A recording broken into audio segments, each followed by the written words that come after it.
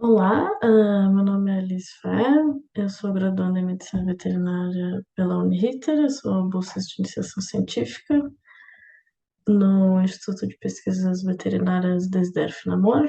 Lá eu sou orientada pela doutora Angélica Bertagnoli, que é pesquisadora e faz parte do laboratório de histopatologia do Instituto. O trabalho que a gente vai apresentar é um relato de caso de uma rinosporidiose em um equino. E aí agora eu vou pegar aqui os slides para compartilhar. O título do trabalho, então, é uma rinosporidiose em um equino, que é um relato de caso. A rinosporidiose, então, ela é uma doença infecciosa, granulomatosa, ou seja, ela é crônica e acomete tanto animais como o homem. Ela é causada pelo agente que é o Rhinosporidium seberi e tem preferência pela mucosa da cavidade nasal ou ocular, mas também pode ocorrer em outros locais. A transmissão dela ocorre, então, pela exposição direta à água contaminada ou ainda poeira em zonas rurais. Ela é endêmica de regiões tropicais e subtropicais, e mesmo tendo uma distribuição geográfica tão grande, ainda é uma patologia com poucos relatos na veterinária. De modo geral, o Rhinosporidium, a própria classificação taxonômica dele muda, volta e meia, mudou uns poucos anos atrás, e o modo exato de dispersão da gente também ainda não foi completamente elucidado, então realmente ainda falta estudos. O objetivo do trabalho, então, foi fazer o relato desse caso, que é um equino, do município de Guaíba, no Rio Grande do Sul. Ela é uma égua, então, de 17 anos, que estava apresentando sangramento nasal, e ao examiná-la, foi notado pólipos na cavidade nasal, que foram então retirados cirurgicamente. O material foi coletado e fixado em formol e mandado para o IPVDF, e lá a gente processou ele, fez o processamento histológico dele. As secções, então, histológicas foram utilizadas diferentes colorações, a de rotina, que é hematoxilina e eosina, foi utilizado também o ácido período de Schiff e também o tricrômico de Gomorra. Eram dois nódulos, né? O nódulo maior no corte, ele era mais firme, com áreas amarronzadas, com uma coloração meio parda, de modo geral, e mais macio. E o nódulo menor, ele era mais firme e branco.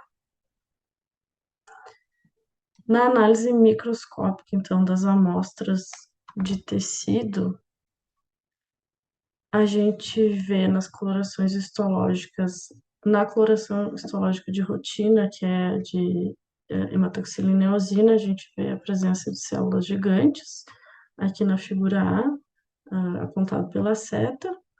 Na figura B, a gente vê a presença de célula inflamatória de polimorfonucleados, a gente vê aqui um neutrófilo, e na imagem C, a gente tem a presença, então, de um macrófago, que também é outra célula inflamatória.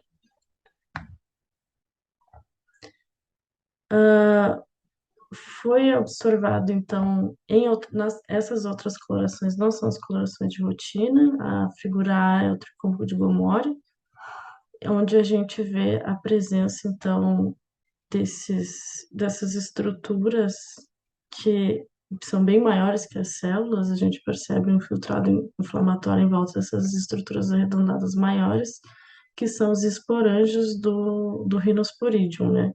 Esse aqui no tricônico de Gomori fica bem visível.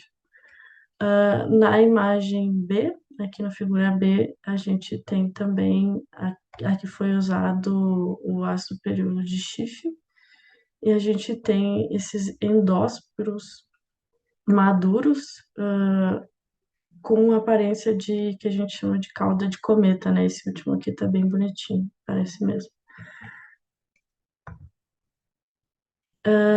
Os resultados do exame patológico, então, foi de uma rinite granulomatosa com estruturas compatíveis com o Rhinosporidium severe. Os esporângios acabaram ficando evidentes, então, na coloração de paz e os endósporos maduros na tricônico de Gomorra. Os achados clínicos e morfológicos que acabaram confirmando o diagnóstico de rinosporidiose. A, con- a conclusão que a gente tira desse trabalho, desse relato de caso, que é uma patologia rara, mas deve ser incluída nos diferenciais de cavidade de doenças de cavidade nasal, como neoplasias, que também vão formar aí massas tumorais. A gente percebe que há um baixo número, esse baixo número de relatos pode também estar relacionado a falhas na detecção da patologia e, consequentemente, obviamente, a subnotificação, já que nem todas essas massas coletadas cirurgicamente são mandadas para exame histopatológico, que é onde a gente consegue, de fato, certificar o que que é aquela massa, né? E também a importância do desenvolvimento de trabalhos que abordem e relatem a doença em animais, possibilitando assim o aperfeiçoamento de um diagnóstico e maior visibilidade dessa patologia, né? E nesse caso em si, a gente consegue concluir que o local da lesão, os sinais clínicos e, no caso, a histopatologia foram fundamentais para o fechamento do diagnóstico de rinosperidiose nesse equino. Muito obrigada, e é isso.